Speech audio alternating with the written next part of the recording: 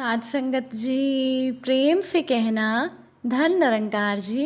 एक नई साखी के साथ स्वागत है आप सभी का आपके ही अपने चैनल पर।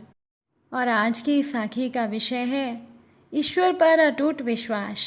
तो चलिए सुनते हैं आज की एक खूबसूरत सी साखी। साध संगत जी, एक बार की बात है कि रात के 2:30 बजे का समय था। एक सेठ जी को नींद नहीं आ रही थी। वो अपने घर में चक्कर पर चक्कर लगाए जा रहे थे, लेकिन उन्हें चैन नहीं मिल रहा था। आखिरकार थक हार कर सेठ जी कमरे से बाहर निकले, अपनी कार निकाली और अपने शहर की सड़कों पर निकल गए। रास्ते में सेठ जी को एक मंदिर दिखाई दिया। उन्होंने सोचा कि थोड़ी देर इस मंदिर में जाकर भगवान के पास बैठता हूँ, प्रार्थना करता हूँ, तो शायद मेरे मन को शांति मिल जाए। वो सेठ जी मंदिर के अंदर चले गए। उन्होंने देखा कि एक दूसरा व्यक्ति पहले से ही भगवान की मूर्ति के सामने बैठा था। उस दूसरे व्यक्ति का चेहरा उदास और आंखों में आंसू भरे हुए थे। सेठ ने उस व्यक्ति से पूछा, क्यों भाई, इतनी रात को मंदिर में क्या कर रहे हो? उस व्यक्ति ने कहा, मेरी पत्नी अस्पताल में है। सुबह अगर मेरी पत्नी का ऑपरेशन नहीं हुआ तो वो मर जाएगी और मेरे पास ऑपरेशन के लिए पैसा नहीं है। उस व्यक्ति की बात सुनकर सेठ की जेब में जितने भी रुपए थे, उन्होंने वो रुपए निकाल कर उस आदमी को दे दिए। अब उस गरीब आदमी के चेहरे पर चमक आ गई थी। सेठ ने उस व्यक्ति को अपना कार्ड दिया और कहा कि इसमें मेरा फ़ोन नंबर और मेरा पता है, अगर कोई भी ज़रूरत हो तो निसंकोच बताना। अब उस गरीब आदमी ने सेठ को कार्ड वापस दे दिया और कहा कि मेरे पास उसका पता है, इसलिए मुझे आपके इस पते की ज़रूरत नहीं है। सेठ ने बड़ी ही हैरानी से कहा, किसका पता है भाई? उस गरीब आदमी ने कहा, जिसने रात को 2:30 बजे आपको यहाँ भेजा, उसका पता मेरे पास है। साध संगत जी, वो गरीब आदमी भगवान की, ईश्वर की बात कर रहा था। देखिए उस गरीब व्यक्ति का अटूट विश्वास, और इसी अटूट विश्वास की वजह से वो अपनी पत्नी का इलाज करवा पाया। इसीलिए साध संगत जी, आप सभी भी जब भी घर से बाहर जाएं तो घर में विराजमान अपने प्रभु से ज़रूर मिलकर जाएं, अपने सतगुरु को याद करके जाएं, और जब अपने घर में लौट कर आएँ तो अपने प्रभु से, अपने भगवान से ज़रूर मिलें, क्योंकि आपके भगवान को भी आपके घर लौटने का इंतज़ार रहता है। अपने घर में एक नियम बनाइए कि जब भी आप अपने घर से बाहर निकलें तो 2 घड़ी सतगुरु को याद करें, निरंकार परमात्मा को याद करें। और अगर आपके घर में मंदिर है तो मंदिर के पास 2 घड़ी खड़े रहकर कहिए कि प्रभु चलिए, आपको मेरे साथ में रहना है। ऐसे बोलकर ही निकलें, क्योंकि आप भले ही लाखों की घड़ी हाथ में क्यों ना पहने, लेकिन समय तो आपका भगवान के हाथ में होता है। साध संगत जी, क्या भगवान वैसे ही हैं जैसा आप सोचते हैं?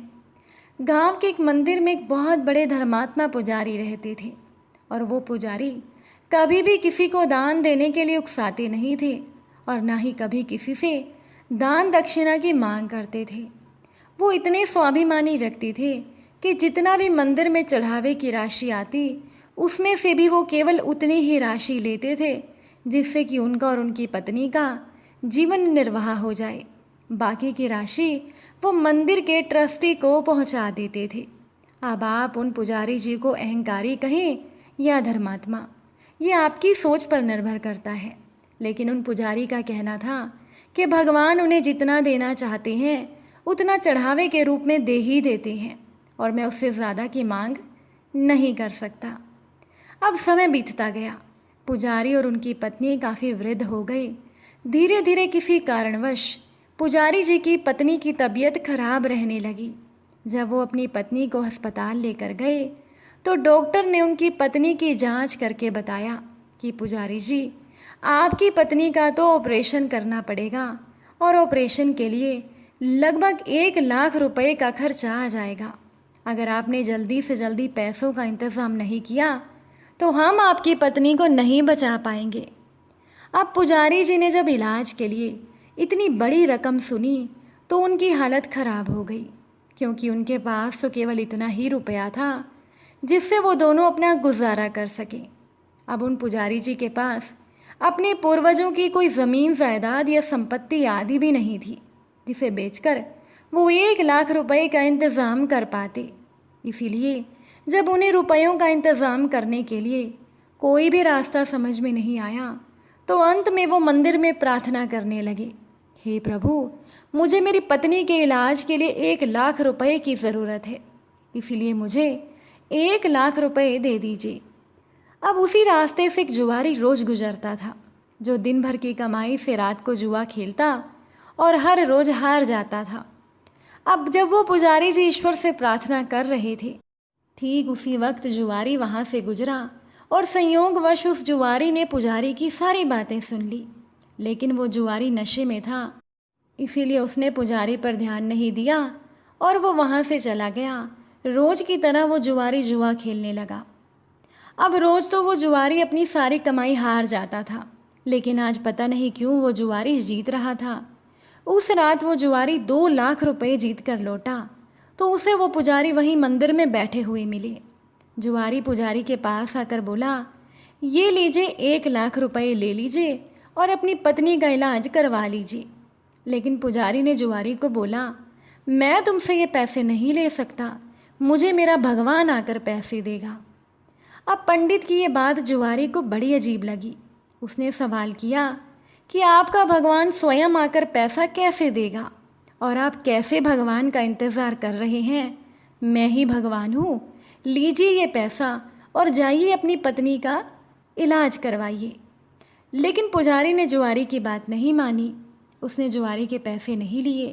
अंत में जुआरी भी पुजारी से नाराज होकर चला गया और हुआ वही जो होना था।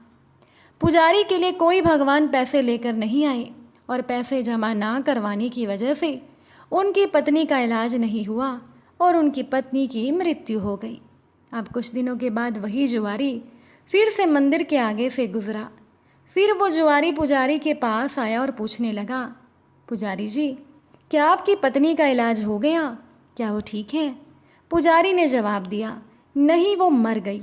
भगवान ने मेरी पत्नी को मार दिया। भगवान मेरे लिए 1 लाख रुपए लेकर नहीं आया, इसीलिए भगवान की वजह से मेरी पत्नी की मौत हो गई।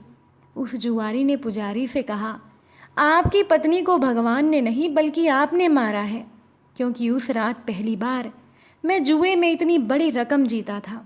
शायद भगवान मेरे माध्यम से आपको रुपया पहुंचाना चाहते थे, इसीलिए तो जब मैं उतनी बड़ी रकम जीता तो ना जाने मेरे मन में ख्याल आया कि मैं आपको अपने 2 लाख रुपए में से 1 लाख रुपया दे दूं ताकि आप अपनी पत्नी का इलाज करवा लें। लेकिन आपने वो पैसे स्वीकार ही नहीं किए और चमत्कार देखिए, वो सारा पैसा अगले दिन फिर से मैं जुए में हार गया। निश्चित ही भगवान ने मुझे वो पैसा आपके लिए जितवाया था, अन्यथा मैं अगले ही दिन फिर से सारा पैसा क्यों हार जाता। लेकिन आप ना जाने किस तरह के भगवान का इंतज़ार कर रहे थे। अब इतना कहकर जुआरी तो वहाँ से चला गया। लेकिन उस दिन के बाद वो पुजारी मंदिर में भगवान की पूजा अर्चना नहीं कर पाया। साध संगत जी, सही ही तो कहा था उस जुआरी ने कि वो पुजारी किस तरह के भगवान का इंतज़ार कर रहा था। उस मूर्ति जैसे स्वरूप वाले भगवान का, जिसकी वो हर रोज़ पूजा अर्चना किया करता था, क्योंकि भगवान की मूर्ति का वह स्वरूप तो किसी इंसान ने ही बनाया था जिसने स्वयं कभी भगवान को नहीं देखा था। उस पुजारी के लिए भगवान एक जुआरी के रूप में आए थे, लेकिन वो पुजारी भगवान को पहचान ही नहीं सका। साध संगत जी, अगर उस पुजारी की पूजा अर्चना सच्ची होती और अगर उसे इस बात का ज्ञान होता कि भगवान तो कण कण में है, भगवान तो हर किसी इंसान के अंदर विराजमान होते हैं और भगवान हमारी मुश्किल में किसी न किसी रूप में हमारी मदद करने ज़रूर आते हैं, तो आज पुजारी जी की पत्नी जिंदा होती। लेकिन पुजारी जी तो मूर्ति वाले भगवान का ही इंतज़ार करते रहे और उनकी पूजा अर्चना भी केवल मूर्ति तक ही संभव थी। साध संगत जी, अगर इंसान का ईश्वर पर अटूट विश्वास है तो ये ईश्वर, ये परमात्मा, ये निरंकार दातार कभी भी अपने भक्त का विश्वास नहीं टूटने देते और किसी न किसी रूप में मदद ज़रूर करते हैं। आप सभी को आज की ये साखी कैसी लगी, कमेंट करके ज़रूर बताइएगा। आप सभी से हमारी फिर मुलाकात होगी नई साखी और नए विचारों के साथ। साथ संगत जी प्यार से कहना, धन निरंकार जी।